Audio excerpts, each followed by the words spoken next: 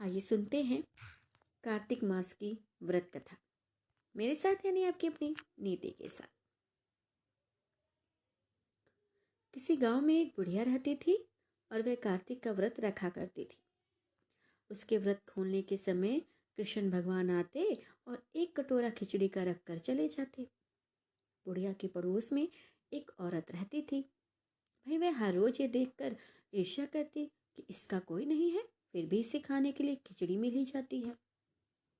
एक दिन कार्तिक महीने का स्नान करने बुढ़िया गंगा गई तो पीछे से कृष्ण भगवान उसका खिचड़ी का कटोरा रख गए। पड़ोसन ने जब खिचड़ी का कटोरा रखा देखा और देखा कि बुढ़िया नहीं है, तब वह कटोरा उठाकर घर के पिछवाड़े फेंक आई। कार्तिक स्नान के बाद बुढ़िया घर आई तो उसे खिचड़ी का कटोरा नहीं मिला और वह भूखी ही रह गई।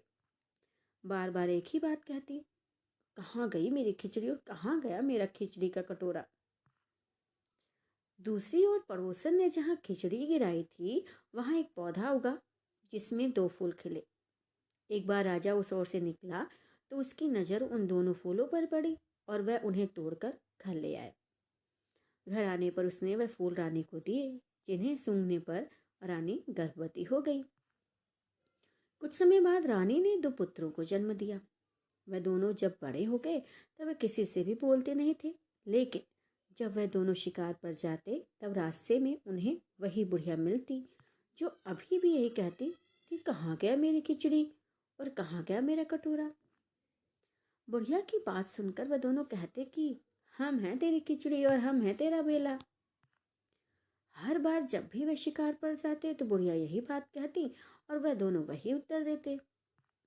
एक बार राजा के कानों में बात पड़ गई तो उन्हें आश्चर्य हुआ कि भाई दोनों लड़के किसी से नहीं बोलते, तब ये बुढ़िया से कैसे बात करते हैं। राजा ने बुढ़िया को राजमहल बुलवाया और कहा कि हमसे तो किसी से दोनों बोलते नहीं हैं, तुमसे कैसे बोलते हैं। बुढ़िया ने कहा कि महाराज, मुझे नहीं पता कि कैसे मुझसे बोल लेते हैं। मैं तो कार्तिक का व्रत करती थी और कृष्ण भगवान मुझे खिचड़ी का बेला भर कर दे जाते थे।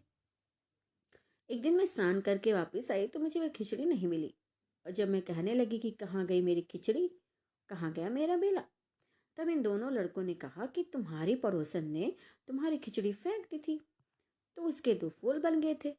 वह फूल राजा तोड़कर ले गया और रानी ने सूंघा तो हम 2 लड़कों का जन्म हुआ। हमें भगवान ने तुम्हारे लिए भेजा है। समाप्त। तो इस कथा से हमें ये शिक्षा मिलती है कि जिसका कोई नहीं होता उसका भगवान होता है। कर्म किए जा, फल की इच्छा ना कर, भगवान स्वयं देंगे। ऐसी कहानियां सुनने के लिए मुझे फॉलो करना ना भूलें।